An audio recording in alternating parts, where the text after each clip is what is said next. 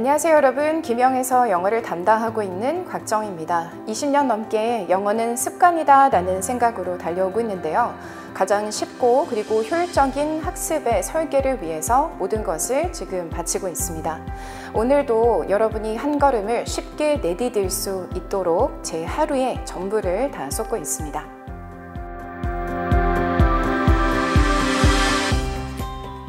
네, 슬럼프는 누구에게나 옵니다, 여러분. 그리고 언제 찾아오게 되는지 여러분에게 알려드리도록 할게요. 우선 세 가지 경우 수가 있는데요. 첫 번째는 나의 학습의 성적의 그 곡선이 완만하다라고 느껴지게 되는 순간. 자, 그리고 두 번째는 모의고사 성적이 횡보를 하고 있거나 또는 떨어지고 있다라고 느끼게 되는 순간. 세 번째는 친구들과 나를 계속 비교하게 되는 순간, 이럴 때 슬럼프가 찾아오게 되는데요.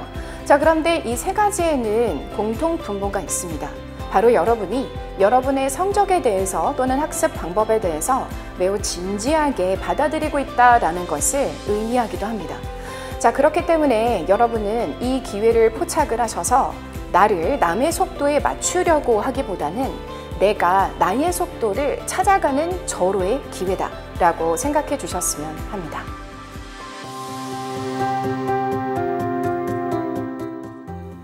네, 공부를 하고 있는데 성적이 늘고 있지 않다라고 느껴지시게 되면은요, 여러분 세 가지를 추천을 드려요. 자, 세 가지예요. 잘 기억하세요. 첫 번째는 기록이에요. 기록을 계속 하시다 보면은 여러분이 나에게 무슨 문제점이 있지? 이 데이터가 누적이 될 거거든요. 그러면 그 데이터를 보게 되는 눈을 기르게 될 거예요. 자, 첫 번째 뭐라고 했죠? 기록입니다. 자, 두 번째는 이 패턴을 분석하는 거예요. 자, 아까 전에 제가 꾸준히 기록한다고 했었죠. 어떤 문제를 틀리지? 그리고 나는 왜 틀리는 거지? 이런 것들을 계속 기록하다 보면 나의 패턴을 여러분이 읽게 될 거예요. 자, 그럼 패턴을 분석했어요. 자, 그러면 우리 세 번째로 갈 수 있어요. 패턴을 분석하다 보면 내가 어떤 부분이 취약하구나, 이러이러한 이슈들이 있구나 라는 걸 알게 될 거예요. 자, 그러면 여러 가지 이슈들이 있겠죠? 자, 세 번째는요, 그 이슈들을 한꺼번에 다 해결하려고 하지 마세요. 한 번에 하나씩 공략하는 거예요. 그 하나씩을 여러분이 집중하셔서 해결하려고 노력해 주시면 돼요. 자, 세 가지예요. 첫 번째 기록입니다. 자, 그리고 두 번째는 패턴 분석이에요. 그리고 세 번째는 한 번에 하나씩 해결하는 거예요. 이 세 가지를 꼭 기억해 주시면 됩니다.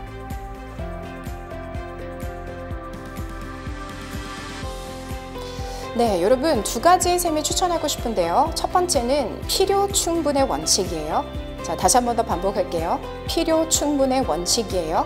필요 충분의 원칙이라는 건 뭘 의미하는 거냐면요, 100%를 다 하겠다라고 생각하지 말고요, 필요한 부분에만 집중을 하고 그걸로 충분하다라고 생각해 주는 거예요. 한꺼번에 많은 걸 다 하겠다, 모든 걸 다 완벽하게 하겠다 라고 생각을 하면은 부담감을 엄청나게 느끼게 되고요, 시작조차 하기 힘들어질 수가 있어요. 이건 인문계시든 자연계든 아마 모든 분들에게 해당이 되는 포인트일 거예요. 쌤은 특히 자연계 분들에게 추천하고 싶은 게 있어요. 자연계 분들은 영어도 해야 되고 또 심지어 수학도 해야 되다 보니까 엄청나게 많은 부담감을 느낄 거란 말이죠. 자, 그럴 때는 여러분이 시간을 분배해서 한번 생각을 해보는 거예요. 예를 들어보죠. 9시 이전 시간은 영어 시간으로 여러분이 확보를 하는 거죠. 시간을 설정해서 영어는 언제 하고 그리고 수학은 언제 하고로 아예 이분법적으로 생각을 하는 거예요. 9시 이전에 월수금 같은 경우는 단어 암기에 집중을 하고, 화목토 같은 경우는 문법 암기에 집중을 하거나 문제풀이로 시간을 내가 활용한다. 자, 그러면 나머지 시간은 여유롭게 수학에 집중하실 수가 있게 되겠죠. 이렇듯 많은 것을 한꺼번에 다 하겠다 이렇게 생각하는 것보다는 모든 것을 내가 해야 될 때 시간을 분리시켜서 어떤 파트는 언제, 어떤 파트는 언제 이렇게 분리를 시키는 것만으로도 분명 큰 도움이 될 거라고 생각이 됩니다.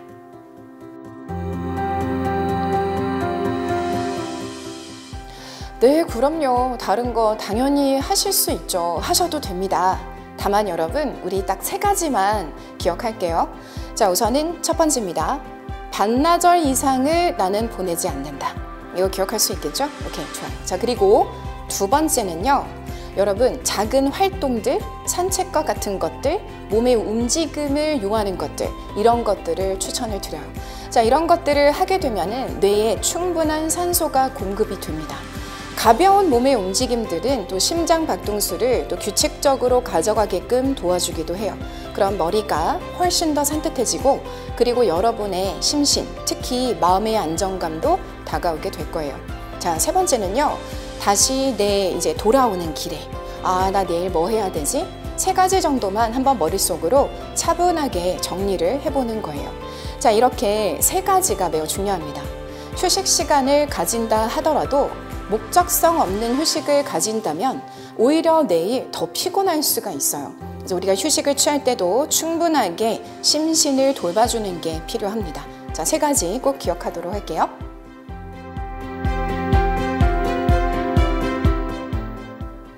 네, 슬럼프가 왔을 때 점검하셔야 되는 것 두 가지 추천을 드릴게요. 첫 번째는 내 공부의 방법인데요. 네, 공부 방법을 읽기식으로 하고 있는 것은 아닌가 확인해 주셔야 됩니다. 단순히 누군가가 써놓은 것을 읽고 있다면 그러면 효율성이 떨어지고 있는 상황일 수 있어요. 자, 그럼 어떻게 해야 되는 건가? 재생산을 할 수 있는 방식으로 공부를 하고 계셔야 됩니다. 자, 이건 뭘 의미하는 거냐면요. 내가 배웠던 내용을 내 말로 또는 나의 글로 내가 다시 생산을 해내야 한다는 거죠. 이거는요, 이해가 되었다라는 거고요. 그리고 그 지식을 활용할 수 있다라는 것을 의미하는 거예요. 네, 두 번째 방법은요. 선생님이 알려주신 방법과 그리고 내가 문제를 풀이하는 방식의 비교가 필요합니다. 나만의 스타일로 풀기보다는요. 선생님께서 무언가를 추천을 해주셨을 때는 분명 그 이유가 있어요. 자, 그거를 한번 1대1로 비교를 해보는 것도 아주 좋은 방법이 될 거예요. 네, 이렇게 두 가지 방식 꼭 재점검해 주시기 바랍니다.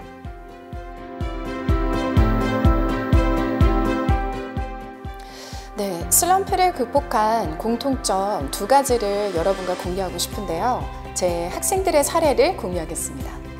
네, 첫 번째 학생은 너무나도 힘들다 하면서 저한테 왔었는데요. 일단 뭐가 힘들지부터 학생은 잘 몰랐던 것 같아요. 그러니까 모든 삶이 그냥 무겁게 느껴지고 불안감이 막 다가오고 답답함이 느껴지고 가장 큰 문제는 바로 불안감이었죠. 저도 답답함을 똑같이 느꼈던 것 같아요. 일단 이 학생이 가지고 있는 이슈가 뭐지? 이 부분을 저도 몰랐기 때문이죠. 자, 그래서 이야기를 한번 가만히 들어봤습니다. 자, 그런데 어떻게 생활을 보내고 있지? 이야기를 들어보니 하루살이처럼 살고 있었던 거예요. 그날 공부해야 되는 거 그날 쳐내고 내일에 대한 예측은 불가능한 상황이고, 그래서 제가 조언한 게 있었어요. 그건 바로 월요일부터 일요일까지 나의 모든 삶을 루틴화 시키는 거였습니다. 어차피 이 학생의 삶에 어떤 새로운 이벤트가 생기게 되는 일들은 거의 없었기 때문에요. 월요일부터 일요일까지 단어 외우는 시간을 정해놓고 수업을 내가 듣는 시간을 일관되게 정해놓고, 그리고 수업을 듣고 난 다음에 복습하는 시간을 정해놓고 문제풀이하는 시간을 정해놓는 거죠. 그렇게 루틴화를 시키고 우리 길게 말고 한 2주 정도만 좀 지켜보자 라고 했습니다. 네, 자, 2주가 경과했죠. 그 학생은 한층 더 밝은 표정으로 왔던 것 같아요. 일주일 때는 어땠는지 제가 피드백을 역시 들어보긴 했었는데 일단 잘 진행하고 있다 정도였는데요. 2주가 되니까 뭔가 편안해 보이기 시작했어요. 자, 그 이유는 뭘까요? 오늘, 내일 어떻게 벌어지게 될지 불안한 마음으로 살아가는 게 아니라 예측되는 내일과 또 예측이 되는 내일 모레를 보내고 있었기 때문에 이 학생은 한결 더 편해 보였어요. 자, 그러니 불안감 그리고 답답함이 조금씩 해소되는 것처럼 그렇게 보였던 거죠. 여러분에게 추천하고 싶은 첫 번째, 뭐라고요? 삶을 패턴화 시켜라 입니다. 자, 두 번째 사례 또 공유하고 싶은 게 있는데요. 자, 두 번째 사례는 바로 데이터화를 하는 거예요. 자, 학생이 다가왔습니다. 자기를 이렇게 얘기해요. 쌤, 저 영포자인데요. 저 영어 그냥 너무 못하는데요. 그냥 선생님 컬이 쭉 따라가면 되나요? 이렇게 묻는 거예요. 그러자 제가 잠깐만. 뭐가 됐든 문제가 분명히 있으면 그 문제점을 찾아내고, 그리고 그 문제점의 선택과 집중해 주는 게 맞는 거잖아요. 그래서 저도 이 학생의 이슈가 뭔지 너무 궁금했기 때문에 제가 이 학생에게 추천한 바가 있어요. 모든 것을 기록하자. 데이터화하자입니다. 문제를 풀고 기록하는 거예요. 그리고 틀린 문제들은 왜 틀렸는지 분석하는 거죠. 자, 이렇게 데이터화를 하고 나니 어느 순간 이 학생이 다가와서 저한테 쌤! 와, 제가 뭐가 문제인지 알았어요. 제가 이게 문제더라고요. 저게 문제더라고요. 그래서 이렇게 저렇게 하면 어떨까라는 생각이 들었다는 거예요. 자, 그래서 제가 여러분에게 추천하는 두 번째는 바로 데이터화하는 거예요. 슬럼프를 빠르게 극복하는 방법. 이제 저도 여러분을 통해서 깨닫게 되었어요. 첫 번째는 패턴화하는 것, 그리고 두 번째는 다 데이터화하는 것입니다. 여러분에게 적극 추천합니다.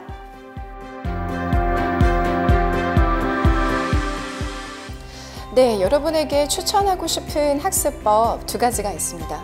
첫 번째는 포모도로 학습법이에요. 포모도로 학습법은 20분 또는 25분 짧게 설정을 하시고요. 그 시간 내에 여러분이 할 수 있는 타스크를 집중해서 끝내버리는 거예요. 그리고 바로 쉬는 시간을 가지는 거죠.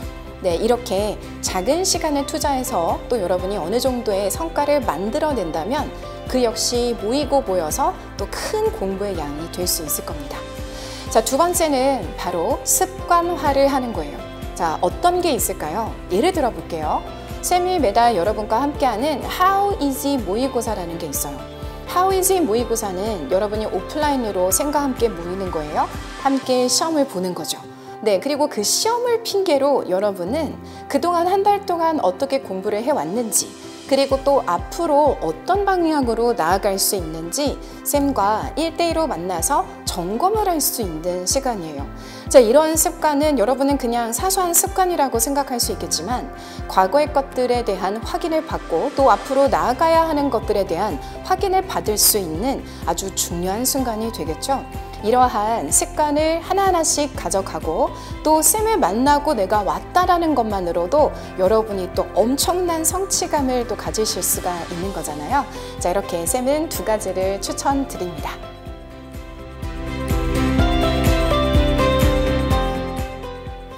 네, 여러분, 슬럼프는 여러분이 포기만 하지 않으면 성장할 수 있을 거라는 바로 큰 신호가 될 겁니다. 지금 답답함과 그리고 불안감을 느끼시게 될 건데요.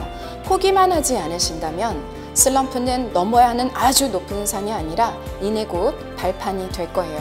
여러분, 저와 함께 넘어보도록 하겠습니다. 여러분, 저는 항상 여러분 곁에 있겠습니다.